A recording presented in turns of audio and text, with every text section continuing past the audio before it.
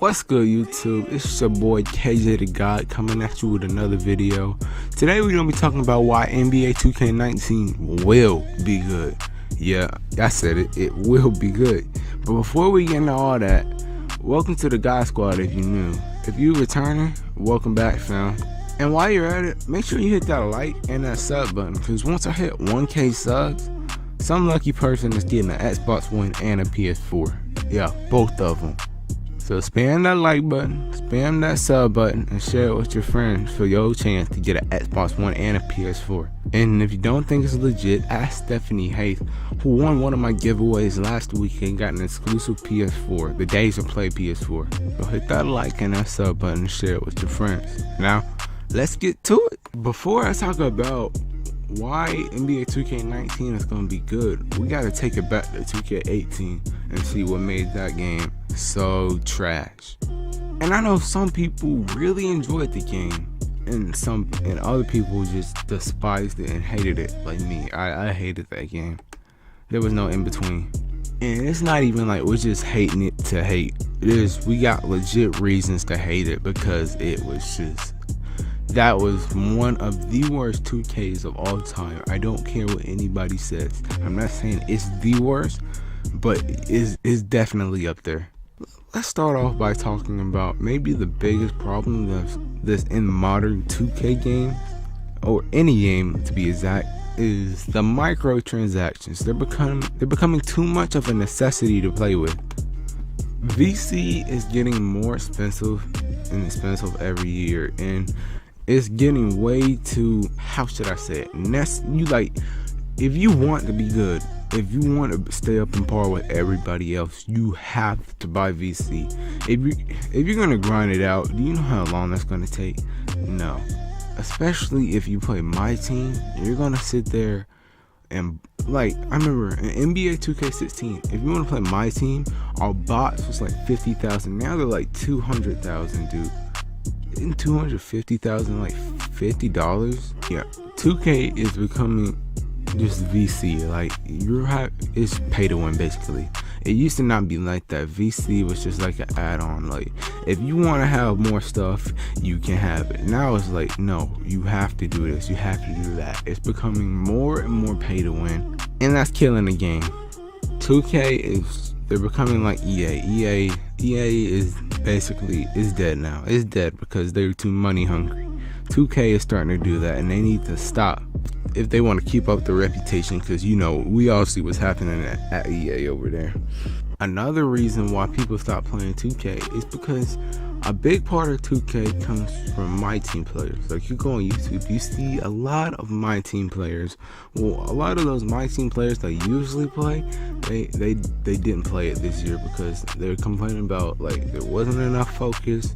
It cost too much for a pack.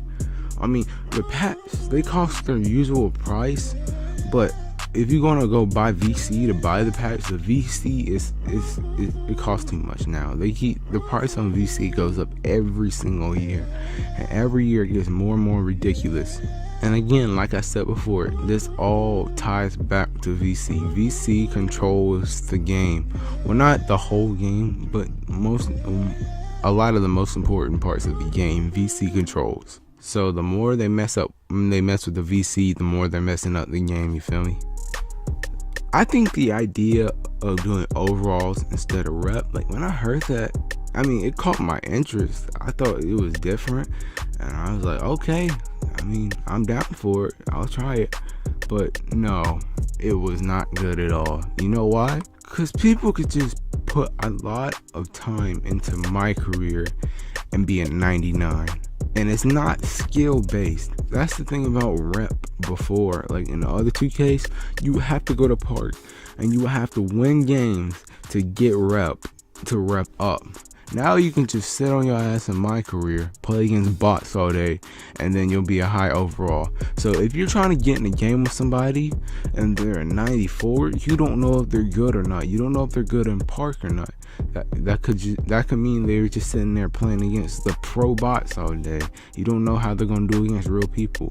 Like, they can be like a 98 but have the worst record in the world, because it's not skill based. You're not repping up based off skill, you're repping up based off of time, and that's trash. Swear I've seen some 98s. They're just pure garbage, but they're only 98s because they sit there in my career all day, every day. It's time-based, not skill-based. We need skill-based. That's why the old games were so good. Like, you see somebody like in 2K17, oh, they're a superstar, they're nice. 2K16, they were Legend 1, Legend 2. Oh, these dudes are nice. They grind, they're good. There's no way to tell if anybody's good anymore, and that's a problem. And don't even get me started on the cutscenes. Those cutscenes were so cheesy, dude, and we couldn't skip them. I remember last year, could you skip them last year? I don't remember. I remember you could skip them in 2K16. I don't know. Yeah, I think you could skip them last year, if I'm not, correct me. But the fact, I mean, we never had cutscenes that was just cringy like this, like corny. Looked like a little white kid show on Disney. No, no racism. I think Be Fresh was the worst thing they've ever thought of, and the worst person they've ever thought of putting in a basketball game. I don't even want to discuss her right now. That was so bad. But in all honesty, I think they put the unskippable cutscenes simply because advertising, product placement, with the Mountain Dew and the Gatorade and stuff. I think that's how they got more money in, is from the advertisements. Like, you tell this company, here, I'll put you in our game and I'll leave them to where the players can't skip. They'll be forced to look at your product. Yeah, that's probably how they did it. That's because that's how people work and get more money. And my last thing about NBA 2K18 is probably the defense, which is one of the biggest problems in this game, period. It was really, like, let's just talk about that blow by animation. You do a couple moves and you're past the person. No matter how good you're playing defense, they just run right past you. Your player doesn't react. He just watches him run past. Like, the blow bys are crazy. That's what really killed this game. The defense is just bad. It's freaking unrealistic. But yeah, that's it for 2K18. I know I said a lot, so I'm gonna give you the rundown on basically what I said. So basically, the neighborhood / park or whatever, it's just boring and a waste of time. VC got crazy. My team, there wasn't enough focus. Overall in rep is not skill based. The story was stupid. Cutscenes were not skippable. Pro-Am needs private games. The defense was terrible. Too much product placement. And the game was shitty. So now we're gonna talk about why NBA 2K19 is gonna be good. NBA 2K19 is gonna be good basically because it has no choice but to be good. See, I've been playing NBA 2K since 2K11, and in my 9 years of playing 2K, if there's one thing I've noticed, it's that 2K loves their money. They will do anything for their moolah. And if they feel like something is threatening their money, they're going to get on it. If they feel like they're losing money, they're going to quickly rejuvenate. You see, we ask all this stuff in 2K. We want this, we want that, we want that. They don't listen to us. The only time they listen to us is if it's something that'll either boost their money up or take their money down.